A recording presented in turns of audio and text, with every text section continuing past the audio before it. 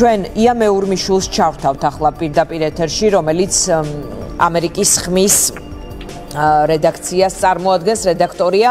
მადლობა, ია, ძალიან დიდი მადლობა, რომ პასუხობთ ჩვენს კითხვებს. წელს ძალიან ბევრი არჩევნები იმართება პლანეტაზე. უფრო მეტი ვიდრე ოდესმე, უფრო მეტი ადამიანი არის ჩართული, მაგრამ რა თქმა უნდა არის მეტად მნიშვნელოვანი და ნაკლებად მნიშვნელოვანი არჩევნები. არჩევნებია ამ თვეში რუსეთშიც, მაგრამ იქ თითქმის გადაწყვეტილია ასეთ სისტემებში არჩევნების ბედი. ამერიკის შეერთებული შტატების არჩევნები არის საინტერესო, სიურპრიზები ალბათ ნაკლებად შეიძლება ეწოდოს, იმდენად მოსალოდნელი იყო, რომ ეს ორი ფავორიტი იქნებოდა რესპუბლიკელების მხრიდან დონალდ ტრამპი, დემოკრატების მხრიდან მოქმედი პრეზიდენტი, რომელიც ხელახლა პრეზიდენტობისთვის იბრძოლებს. კიდევ ერთხელ რომ გვითხრათ, მთავარი რა იყო და საინტერესო ეგრეთ წოდებულ სუპერ სამშაბათს. მადლობა დიანა, გამარჯობა. სუპერ სამშაბათზე მოულოდნელი უნდა ვთქვათ, რომ არაფერი იყო, უკვე რამდენიმე თვის განმავლობაში პირველივე პრაიმერიდან დაწყებული ნიკი ჰეილიზე ესეთი ერთგვარი ზეწოლა იყო თვითონ პარტიისგან, რომ გათიშოდა რბოლას და არ წაერთვა თუ არ შეესუსტებინა დონალდ ტრამპის მიმართ მხარდაჭერა აი ამ თავისი მონაწილეობით პრაიმერებში, მაგრამ მან თავიდანვე განაცხადა ის, რომ სუპერ სამშაბათამდე მიაღწევდა, მივიდოდა, არ გაეთიშებოდა მანამდე, მიუხედავად იმისა, რომ მხოლოდ ვაშინგტონის კოლუმბიის ოლქში, რომელიც შტატი არ არის, თუმცა ესეთ ზოგად არჩევნებში, საპრეზიდენტო არჩევნებში მას მაინც ჰქონდა წარმატება. ჰქონდა მხოლოდ ამ ერთ შტატში ჰქონდა გამარჯვება, მხოლოდ ამ ერთ შტატში მოიპოვა სუპერ სამშაბათამდე. ასე რომ მოულოდნელი არაფერი იყო, თუმცა მან მაინც ბოლომდე იბრძოლა გამომდინარე იქიდან, რომ სავარაუდოდ ალბათ უნდა რაღაცა სახის მომავალი როგორც პარტიაში, ასევე ქვეყნის ლიდერშიპში. დიანა, შენ შესავალში თქვი, რომ მე მგონი უკვე თქვა, რომ ტოვებს კამპანიას ნიკი ჰეილი, აი ახლა მეც ვნახე ინფორმაცია, რომ 3 წუთის წინ დაამთავრდა ეს გამოსვლა, სანამ დავიწყებით მანამდე და მან თქვა, რომ ის გამოეთიშა საპრეზიდენტო რბოლას, მაგრამ მქონდა ძალიან საინტერესო გამოსვლა. რამდენიმე საკითხზე რომ გავამახვილოთ, საკმაოდ მოკლე იყო ეს გამოსვლა, არ იყო ესეთი დიდი და საზეიმო, რა თქმა უნდა, ცოტათი სევდიანი ტონიც გასდევდა. ხაზი გაუსვა იმას, რომ ამერიკა არის ძალიან დიდი და მშვენიერი ქვეყანა, გამომდინარე იქიდან, რომ მას როგორც ემიგრანტების შვილს საშუალება მიეცა იმისა, რომ მისმა ემიგრანტმა დედამ პრაიმერებში მის შვილს მისცა ხმა. ეს უკვე ძალიან დიდი ამბავია, რომ ამერიკული ისტორია, ამერიკული ამბავი და ამერიკული ოცნება ჯერ ისევ მუშაობს და ეს არის ერთ-ერთი ის ყველაზე დიდი სიძლიერე, რომელიც ამ ქვეყანას აქვს. ასევე მან თქვა, რომ მიუხედავად იმისა, რომ წყვეტს საკუთარ საარჩევნო კამპანიას, ის არ შეწყვეტს იმ თემებზე და იმ საკითხებზე საუბარს, რომელიც მას აწუხებს და რომელზეც საარჩევნო კამპანიის დროს საუბრობდა, იქნება ეს აბორტის უფლება, საგარეო პოლიტიკა, საზღვარი, იმიგრაცია თუ რამდენიმე სხვადასხვა საკითხი ჩამოთვალა. ასევე საინტერესო იყო ის, რომ კონგრესი გააკრიტიკა მან და თქვა, რომ კონგრესი ამ ეტაპზე არ ასრულებს იმ მოვალეობას, რასაც უნდა ასრულებდეს და რომ კონგრესი სავსეა მინდევრებით და არა ლიდერებით. ეს ძალიან საგულისხმო იყო, მით უმეტეს იმის გათვალისწინებით, რომ დონალდ ტრამპმა როგორც უკრაინისთვის დახმარების გაწევაზე, ასევე ნიკი ჰეილისთვის დახმარების თუ მხარდაჭერის გამოცხადებაზე იყო ცნობები, რომ სათითაოდ ურეკავდა კონგრესში, კონგრესმენებს იქნება ეს თუ სენატორებს და ეუბნებოდა რა გაეკეთებინათ მან. სავარაუდოდ მან ესე მათ მიმართ გააკეთა, იმ ადამიანების მიმართ გააკეთა ეს განცხადება, ვინც ესე დონალდ ტრამპს, ვთქვათ, საკუთარი ამ პრინციპების დათმობით ან რაღაცა მხრივ დონალდ ტრამპის უპირატესობის ცნობით არ უჭერდა მხარს ზოგიერთ საკითხს, რომელსაც წინააღმდეგ შემთხვევაში დაუჭერდა. ასევე მან ახსენა უკრაინის და ტაივანის და ისრაელის დახმარება და თქვა, რომ ეს ძალიან მნიშვნელოვანი საკითხებია შეერთებული შტატების ინტერესების და უსაფრთხოების დასაცავად და ის ფიქრობს, რომ ამერიკა ამ სამი ქვეყნის გვერდით უნდა დადგეს და ის მხარდაჭერა უნდა გაგრძელდეს. ყველაზე საინტერესო რაც იყო ამ გამოსვლის ბოლოს, იყო ის, რომ მან პრეზიდენტ ტრამპის თუ საპრეზიდენტო კანდიდატი ტრამპის მიმართ მხარდაჭერა ესე ღიად არ გამოთქვა. მიუხედავად იმისა, რომ თქვა, რომ ის არის რესპუბლიკელი, რომ მას სურს, რომ ვთქვათ, წარმატებას უსურვებს დონალდ ტრამპს, ყველაზე დიდი მოლოდინი, რაც იყო ის მისცემს თუ არა, ეტყვის თუ არა ნიკი ჰეილი საკუთარ ამომრჩეველს, რაც მილიონობით ხმაა შეერთებულ შტატებში დღემდე, ეტყვის თუ არა ის მათ, რომ დონალდ ტრამპს მისცენ ხმა იმის ნაცვლად, რომ ნიკი ჰეილისთვის, ანუ მხარდაჭერა გადაიტანონ დონალდ ტრამპზე. ჰეილიმ ეს არ გააკეთა და ამისი მოლოდინი ერთგვარად არსებობდა და შეფასებლები იმასაც ამბობდნენ, რომ ჰეილი ალბათ დაელოდება რაღაცა პერიოდის განმავლობაში იმას თუ როგორ განვითარდება მოვლენები თუ რამდენად წარმატებულია დონალდ ტრამპი ამ საკუთარ კამპანიაში და მხოლოდ ამის შემდეგ მოუწოდებს საკუთარ ამომრჩეველს, რომ ტრამპს მისცენ ხმა.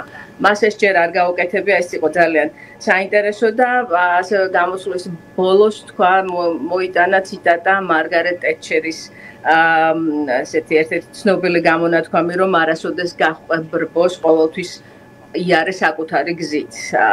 ესაც ერთგვარი მინიშნებაა იმისა, რომ მიუხედავად იმისა, რომ ესეთი რესპუბლიკური პარტიის establishment-ი, რომელიც ძალიან აშკარად უფრო მეტად პრეზიდენტ ტრამპის მიმართ იყო გადახრილი ამ საარჩევნო კამპანიის განმავლობაში, ვიდრე ჰეილის მიმართ, ერთგვარად ყოველ შემთხვევაში ესეთი განცდა რჩება, რომ მიანიშნა იმაზე, რომ არ აქვს მნიშვნელობა რა მიმართულებით მიდის დღეს პარტიის establishment-ი, მე ჩემს გზაზე დავჭები.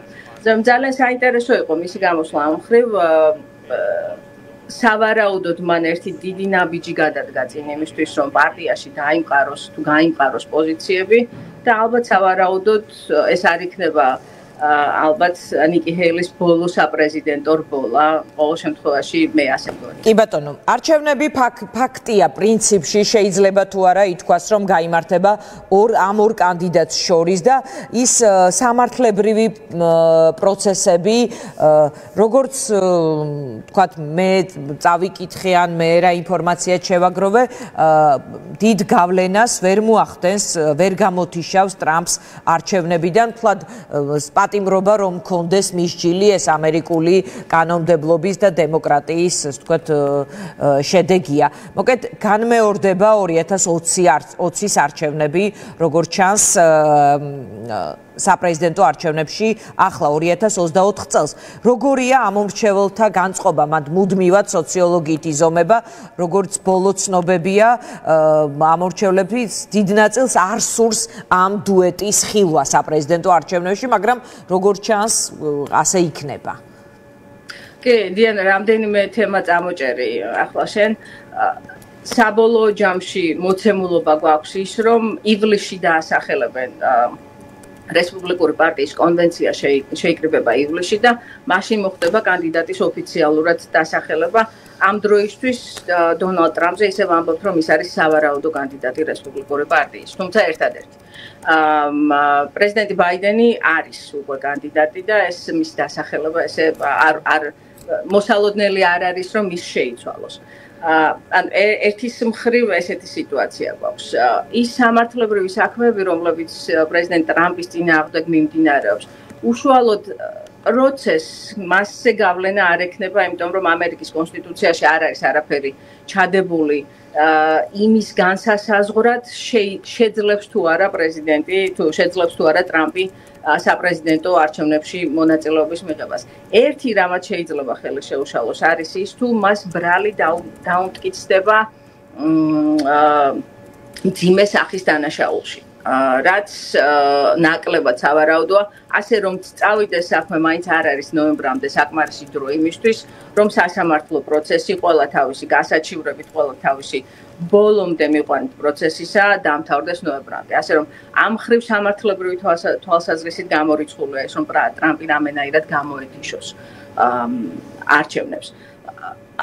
სავარაუდოდ იქნება ის, რომ ნოემბრის პირველ სამშაბათს საარჩევნო ბიულეტენზე იქნება ჯო ბაიდენი და იქნება დონალდ ტრამპი. განსხვავდება თუ არა 2020-2016-ისგან. ამაზე ძალიან დიდი დებატები მიმდინარეობს ამჟამად შეერთებულ შტატებში და არის ადამიანების ნაწილი ამბობს, რომ განსხვავებული იქნება, ნაწილი ამბობს, რომ ზუსტად იგივე იქნება. ისინი, ვინც ამბობენ, რომ ეს განსხვავებული იქნება, მაგალითად მოყავთ ის, რომ ამ შემთხვევაში ორივე ადამიანს, როგორც ტრამპს, ასევე ბაიდენს, ჰქონდა საშუალება 4 წლით უკვე ემსახურა პრეზიდენტად შეერთებული შტატებისა და იქნება ესეთი ჭიდილი იდეოლოგია შორის ან პოლიტიკების შედარება იქნება, თქვათ, როგორია ერთის პოლიტიკა იმიგრაციაზე და როგორია მეორის. ან საგარეო პოლიტიკა უფრო მეტად ხორციანი იქნება ეს თუ დატვირთული იქნება დებატები და ერთმანეთთან შედარება. სხვები ამბობენ, რომ ამას დიდი მნიშვნელობა არ ექნება და როგორც მაშინ იყო ძალიან პერსონალური ორივე კანდიდატისთვის ერთმანეთის წინააღმდეგ გალაშქრება, იგივე სიტუაცია გვექნება დღესაც. თუმცა ალბათ იმას რომ განსხვავებული იქნება საარჩევნო კამპანია, ალბათ უფრო მეტი ადამიანი აფასებს ამ მიმდინარე საარჩევნო კამპანიას. ასე გამომდინარე იქიდან, რომ ხშირად ისმის უკვე კრიტიკა იმისა, რომ ბაიდენმა საზღვარი ჩამოშალა ფაქტიურად, ამას რა თქმა უნდა ტრამპი აჟღერებს. მეორეს მხრივ ბაიდენის კამპანიისგან ისმის ის, რომ ტრამპს ჰქონდა საშუალება 4 წლის განმავლობაში და მთელი კამპანია 2016 წელს აწარმოა იმისთვის, რომ ააშენებდა კედელს მექსიკასთან საზღვარზე, რაც ვერ მოახერხა. ზე რომ მაინც ვხედავთ იმას, რომ ცდილობენ მაინც კანდიდატები, რომ ამორჩევლოს დაანახონ ის თუ როგორ განსხვავდებიან ერთმანეთისგან. თუმცა აი ამ ბოლო ამ ყველაფრის მიუხედავად ბოლო გამოკითხვა აჩვენა, რომ ამერიკელების 65% დაახლოებით ძალიან შეშფოთებულია იმით, რომ ერთის მხრივ ყავს ჯო ბაიდენი, რომელიც არის 81 წლის და არის საპრეზიდენტო კანდიდატი მომდევნო 4 წლისთვის და მეორეს მხრივ ყავს 77 წლის დონალდ ტრამპი, რომელიც ასევე თუ გამარჯვების ასაკით, ანუ ასაკით კი. ანუ ამერიკელების ძალიან დიდი უმრავლესობა, ორივე პარტიაში უმრავლესობა შეშფოთებულია იმით, რომ არ იციან რამდენად კოგნიტურად რამდენად არის ეს ორი ადამიანი მზად იმისთვის, რომ არა მხოლოდ გამარჯვებისთვის და საარჩევნო კამპანიის საწარმოებლად, არამედ იმისთვის, თუ როგორ გაართმევენ ქვეყნის მართვას თავს მომდევნო 4 წლის განმავლობაში. კი ბატონო, ია, დიდი მადლობა, რა თქმა უნდა, ამერიკის არჩევნები იქნება ამ მანძილიდანაც დაკვირვების და ყოველ შემთხვევაში ინფორმაციის მიღების რეჟიმში. მადლობა თანამშრომლობისთვის, შენ პირადად და ამერიკის ხმას. მადლობა ია მეურმიშვილს. ჩვენ სარეკლამო პაუზა გვაქვს ეთერში, რეკლამის შემდეგ დავბრუნდებით.